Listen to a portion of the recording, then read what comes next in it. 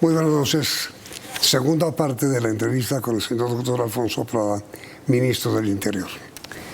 Si ustedes no vieron la entrevista de anoche, el asunto es este.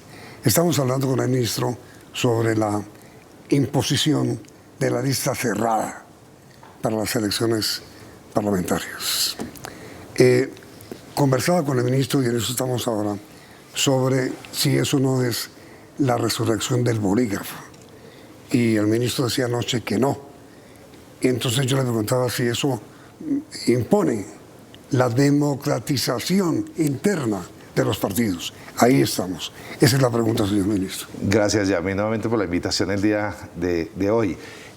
Ayer terminé en punta diciéndole, no han leído completa la reforma, porque la misma reforma constitucional le ordena al Ministerio del Interior que en 3 meses posteriores a la promulgación de la reforma presente un proyecto de ley estatutaria en el que regule la democratización interna de los partidos y le da 1 año a los partidos voluntariamente para que adopten en sus estatutos mecanismos democráticos para la selección de candidatos en listas cerradas, so pena de que si no los democratizan pierden la investidura, oígamelo bien, pierden la personería jurídica, pierden la personería jurídica. O sea, el tema es en serio, no es un tema menor. ¿Qué es lo que tienen que hacer? Básicamente democratizar la forma como van a integrar la lista. ¿Cómo? Bueno, hemos ofrecido una alternativa que se da ya dentro de la reforma y tendríamos que reglamentarla. Las consultas populares de los partidos con sus afiliados y sus militantes. La creación de los registros de militantes y de afiliados se lleva a la organización electoral y se les puede convocar en todo el país a que puedan votar en la integración. Segundo, Yamid, si hay democratización interna en los partidos, lo que estamos es rompiendo el regreso y con mandato constitucional al bolígrafo de una persona que se sentía o era dueña del partido y hacía la lista primero, segundo y tercero. Entonces, ya eso se acaba. 1, porque hay paridad, ya no puede hacerla arbitrariamente. La mitad tienen que ser mujeres. 2, tiene que ser con alternancia, una mujer, un hombre, una mujer. Mire cómo se va cerrando. Cremallera. Se va cerrando, cremallera. Y 3, tiene que haber un mecanismo democrático para saber quién es el primero, la segunda, el tercero, la cuarta. Y ese mecanismo democrático es una consulta primaria como las que hay en Estados Unidos. Aquí vamos a tener elecciones primarias. Pregunta, ¿no hay consultas populares? ¿Habrá que inventárnoslas? No, ya hay consultas populares partidarias. Usted sabe que para escoger un candidato presidencial hacemos una consulta popular entre los candidatos de ese partido o de coaliciones de partido. Pues bien, va a haber ese mismo tipo de elecciones, va a haber para integrar las listas de Congreso de la República en listas cerradas, en forma democrática. Pero mire, ministro, usted tiene bien claro, y el país también, que los 2 partidos tradicionales de Colombia, el Partido Liberal y el Partido Conservador, están en crisis. Es decir, digamos, la fuerza que antes tenía, la fuerza bipartidista que existía en Colombia, se acabó. Lo que hay ahora es, como usted bien lo dijo hace un momento, 20 y pico de partidos 28 pequeños y coaliciones y movimientos cívicos, ciudadanos, de derechos humanos. Aparecen etcétera. muchos en cada elección. Esta reforma no vuelve a fortalecer los partidos. Pues es que este sistema político colombiano es un sistema que se fundamenta en partidos políticos y quienes logran llegar al Congreso obtienen personería jurídica. La Corte Constitucional ordenó la creación de nuevos partidos o el reconocimiento que habían sido extinguidos en el marco de la violencia y el conflicto colombiano y ahí creó más partidos. Se acaba de escindir un partido, ADA, y se ha creado la nueva Fuerza de la Paz hace menos de 15 días. Estamos creando y creando partidos y la pregunta es, un régimen de 28, tuvimos un régimen constitucional en el 91 que llevó a 75 partidos. Vamos en el mismo camino y una democracia sin partidos sólidos no funciona adecuadamente porque no hay interlocución política entre las ramas y entre el Congreso y el Ejecutivo. Si usted tiene que, para hacer un consenso, negociar con 90 partidos, con 80 partidos, con 30 partidos, no, en Estados Unidos hay republicanos y demócratas. Y con ellos se concerta. Pero no vamos para un régimen bipartidista, eso ya lo superamos. Pero tampoco para un régimen donde haya 100 partidos. Sí, pero digo, sí es un fortalecimiento a los partidos liberal y conservador. No. Al contrario, mire quién ganó con una lista cerrada las elecciones que acaban de pasar. Las minorías. Ganó el pacto histórico con Gustavo Petro a la cabeza, y eso es una prueba de que la lista cerrada, uno, permitió ser una oferta mucho más atractiva al elector. ¿Por qué? Porque tenía mitad mujeres, mitad hombres, tenía gente muy, muy joven y además indígenas, campesinos, afrocolombianos. Eso es lo que tiene que hacer el Partido Liberal y el Partido Conservador, en mi opinión, para fortalecerse. No se fortalecen con esta reforma. No, lo que los obliga es a democratizarse y modernizarse en la oferta electoral. Va a tener que representar al país de verdad el partido, no el liberalismo y el conservatismo. El partido que sea va a tener que entender que el país cambió y que las regiones, las poblaciones, las mujeres tienen derecho a estar representando al pueblo colombiano. Es que antes era un privilegio, antes y prácticamente ahora, las mayorías se sienten así en las corporaciones, un privilegio de hombres. ¿Y sabe de dónde viene eso? No, pero claro, pero ya déjeme terminar con esto. No. Eso viene de que solo hombres podían aspirar en el siglo XIX a ser elegidos democráticamente. Sí. Esto es reciente realmente, que la mujer desde el 57 comienza a tener voto apenas. No, pero digo, antes de entrar a este tema, quiero terminar el tema de los partidos. ¿Por qué razón el presidente Petro, que no fue elegido por partidos, sino por un movimiento, está ahora promoviendo una reforma que, quiéralo o no usted, robustece los partidos? No, claramente, Yamid. Uno, Gustavo Petro fue elegido por una coalición de partidos que se coaligó en un frente que se llama el Pacto Histórico. Son 5 o 6 partidos. Ahí está la Unión Patriótica, etc. Sí. Está el Polo Democrático, que ha sido un partido, ya es histórico en Colombia. Ahí hay unos partidos. Incluso se contempla la posibilidad de que se fusionen partidos pequeños para que sean partidos más fuertes, más influyentes, democráticamente más poderosos. Aquí no es un problema simplemente de favorecer a unos u otros. No sabemos exactamente qué va a pasar con este sistema. Lo que sí sabemos que pasa es que se profundiza la democracia y se amplía la representación de la mujer, de los indígenas, de las regiones. Aquí lo que está haciendo Gustavo Petro impulsando esta reforma es profundizando la democracia colombiana. ¿A quién le conviene? Únicamente a los partidos que se democraticen y se modernicen. El resto va a desaparecer, seguramente, pero no producto de la reforma, sino producto de que no se modernizan. ¿Usted consultó a los partidos, a los dirigentes de los partidos sobre esta reforma? Mire, Yamid, el último debate en la Cámara, en la plenaria, donde se votó antes de la conciliación, fueron 3 sesiones, fueron la última sesión 12 horas, 40 intervenciones para cada artículo. Hay una consulta exacerbada. Claro, yo hice reuniones de ponentes, de partidos, consultamos mucho la reforma, pero estamos en el 4º debate aprobado. La primera vuelta son 4 debates, le faltan 4 debates. Me he comprometido con el Congreso a convocarlos en el Ministerio para que los presidentes de los partidos y los voceros en el Congreso sigamos estudiando y opinando. Aquí no se trata de imponerle a nadie. Yo respeto todas las críticas que hay y quiero escucharlas a profundidad. Y el presidente me ha indicado que debo escucharlas a profundidad, e incluso seguramente va a participar en algunas de las deliberaciones hacia adelante de la reforma política personalmente, como lo hizo en la reforma tributaria, en la paz total. Él directamente interviene, se reúne con congresistas y da su opinión. Escucha, una reunión con él es de horas porque lo controvierte y le encanta el sistema democrático deliberativo. Así que vamos a consultar mucho y nos quedan 4 debates. En marzo arranca el 5º debate, que va hasta a junio del año entrante. Luego tenemos mucho tiempo todavía para deliberar y consultar, y lo vamos a hacer. Nuestra actitud de gobierno es escuchar. Lo que yo dije hace un momento, en lo que yo dije tengo razón. Es decir, que si se aprueba la reforma en segunda vuelta y es ya constitución, la gente no votará por un candidato, sino por un partido. Por un partido, por una ideología, por una lista cerrada, paritaria, por una lista con mujeres, con indígenas. Va a ser una política mucho más pluralista y moderna, así es. ¿Cómo hará usted, o cómo harán los partidos que vayan con lista cerrada para conformar la lista? Es decir, no solamente la cabeza de lista, sino los demás integrantes. A través de consultas democráticas, y para eso le mencionaba Yamid, vamos a presentar un proyecto de ley estatutaria, inmediatamente se apruebe. Imponiendo eso. Reglamentando el mecanismo democrático, de acuerdo. No, lo impone la Constitución. Se acaba el bolígrafo y toda decisión de un partido tiene que ser consultada a sus bases, consultada al pueblo colombiano para que se ordene la lista. Ahora sí, doctor Prada, hábleme un poco de cómo van a financiar.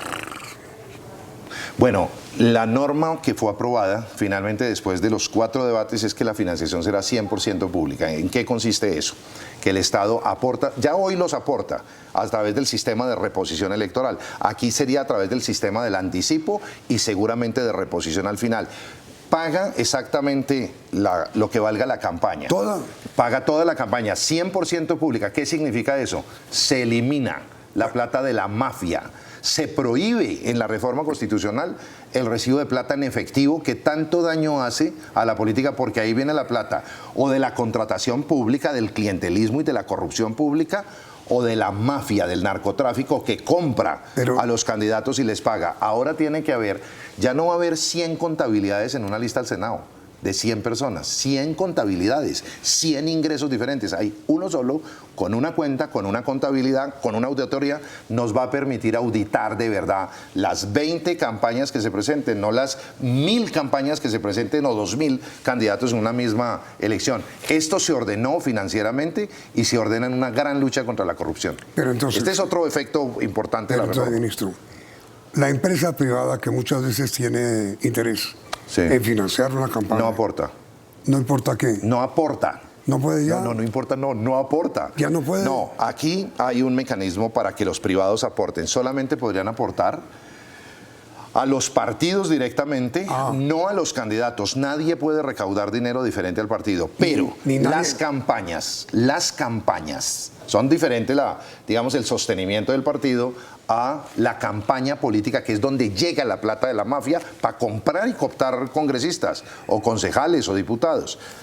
Es 100% pública y no pueden recibir plata de particulares, y eso hace que se elimine la posibilidad de la corrupción. Entonces, señor ministro, las visitas que usted mismo debió hacer, no sé, cuando era parlamentario, y las visitas que tradicionalmente hacían todos los candidatos a ser miembros del Congreso a diferentes empresas privadas para pedir apoyo económico, eso ya no va a existir. ¿Por qué no va a existir y ya no es necesario, Yamid? Porque va a depender de los votos que saque. Así que se dedica a escribir un buen programa, a hacer una buena lista democráticamente hecha y a ganar electoralmente para que pueda tener reposición electoral efectivamente. Oye. Todo ese tiempo que le gastaba a ir de empresa en empresa privada para ver cómo recoge plata o cómo hacía contactos de mafia para que le pudieran financiar, desaparecen, o por lo menos con esta reforma comenzamos una revolución en las costumbres políticas en la financiación. ¿Y cómo va a ser el gobierno, señor ministro, para financiar la campaña de 400 y pico de parlamentarios?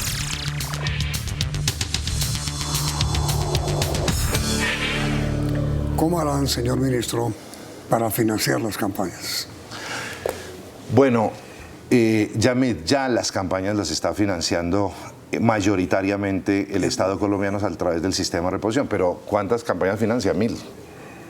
Todos los candidatos presentan sus cuenticas y ahí se les reponen los votos. Sí. Ahora se disminuye a 20 campañas. Ya no tienen que financiar 1000, sino las campañas de los partidos que finalmente se coaliguen o presenten sus listas. Luego la financiación se ordena, va a ser mucho más barato porque usted no tiene a 100 personas gastando plata por doquier y haciendo publicidad diferente y contratando publicistas diferentes y propaganda en los medios diferentes, sino que va a haber campañas centralizadas, organizadas. La política va a ser mucho más austera porque se concentra en listas cerradas. Mejor dicho, señor ministro, termina en Colombia la elección unipersonal. Exacto. Y ahora será elección de partido. Así es. Listas cerradas, paritarias y con alternación, financiadas por el Estado y definidas democráticamente. Esa es la figura. Ya en estos 2 días la hemos podido explicar completa, pero esa es la figura. Acaba usted con, digamos, con los caciques. Sí. Con los manzanillos. También. Y con el bolígrafo también, ¿no? Sobre todo con el bolígrafo. Se democratiza la política en Colombia. A través de la democratización. Bueno, ¿cómo le fue en este año, señor ministro? Bueno, en este año completo, pues en la primera parte nos dedicamos a apoyar al presidente Petro para que ganara las elecciones, y en esta segunda parte, como ministro de Interior, a sacar la agenda legislativa, que es mi tarea, entre otras, es mi tarea encomendada por el presidente de la República. Balance legislativo. Estoy orgulloso de la coalición mayoritaria, del comportamiento del Congreso. de la permanente orientación del presidente y la vicepresidenta, que también colabora enormemente en esta legislatura, hemos sacado 19 leyes y reformas constitucionales, 19 normas jurídicas. Es un récord. En este primer semestre del gobierno anterior sacaron 6. Nosotros sacamos 19. ¿Usted cree que en esta primera parte del gobierno del presidente Petro hubo más presidente que gabinete o más gabinete que presidente? Uy, no, es que Gustavo Petro es un fenómeno histórico realmente por el liderazgo que ejerce tan fuerte, como la forma como fue elegido. Esto es un mensaje para los jóvenes. Gustavo Petro fue elegido sin un solo puesto, sin un solo contrato, sin clientela, sin nada, en la oposición eternamente, porque siempre estuvo en la oposición. Y el país fue viendo consistencia, un proyecto político. Y hoy, cuando su proyecto político es la paz total, la seguridad humana, que es la seguridad integral, no solamente policial, militar, sino la seguridad en salud, en bienestar, en dignidad, Gustavo Petro se fue convirtiendo en una alternativa democrática y popular muy importante. Yo creo que hoy él como presidente es mucho más fuerte incluso que el gobierno, pero es un hombre demócrata que nos da juego a todos quienes estamos allí para que trabajemos duro y cumplamos nuestro papel. De tal manera que es un equipo básicamente orientado por Gustavo Petro. El presidente Petro fue parlamentario de protesta y fue un dirigente de protesta y ha sido permanentemente, digamos, un líder de protesta. ¿Qué piensa usted de la primera línea? Hombre, yo soy, al igual que Gustavo Petro, toda mi vida he defendido el derecho a la libertad de expresión, porque eso es la dignidad de la existencia humana, poder decir lo que uno piensa en la casa, en la política, en el colegio, donde sea. Si usted recuerda la protesta como se dio en el año 19, en el año 20, en el año 21, hubo una protesta producto de la pandemia por el hambre. Los jóvenes estaban sin posibilidad de estudiar, sin posibilidad de trabajar, viendo a sus familias morirse de hambre. Salió la gente a protestar y yo respeto enormemente esa protesta. Lamento que haya terminado en actos violentos, que se hayan tensionado tanto las fuerzas con los protestantes y terminaran agrediéndose, y hay policías capturados, muchachos capturados, y es un triste epílogo para lo que debería ser una cosa armoniosa. A mí me ha tocado, como ministro del Interior, dirigir la operación de cuidado de 4 movilizaciones de la oposición y no ha habido un solo muerto. No ha habido, nadie perdió un ojo. No hay policías capturados porque se extralimitaron. Sí se puede hacer protesta pacífica y tranquila. Lo hemos demostrado en este gobierno. Y por eso lamento profundamente que haya violencia dentro de la protesta. No la comparto. Y quien haya sido violento en una protesta y haya violentado los derechos de los demás debe responder ante la justicia.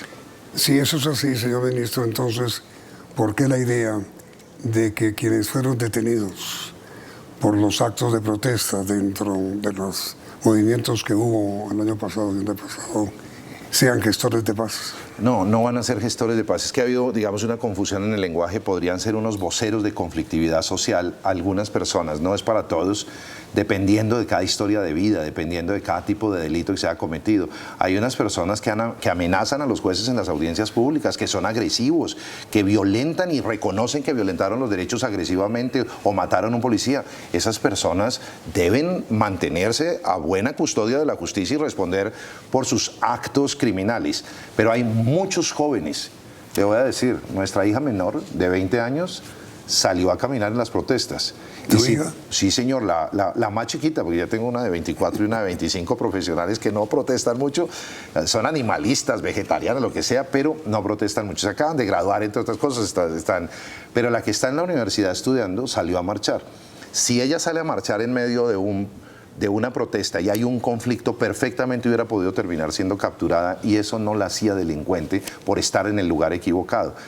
Hay muchos jóvenes que estaban en el lugar equivocado, que estuvieron en medio de la violencia, que solamente, tengo casos en que he conocido que solamente pasaban por ahí en el momento en que estalló un petardo y lo acusaron del petardo, y tiene que demostrar que no fue, pero tiene una historia de vida de ser un dirigente estudiantil, de ser un líder de acción comunal que le aporta a la sociedad.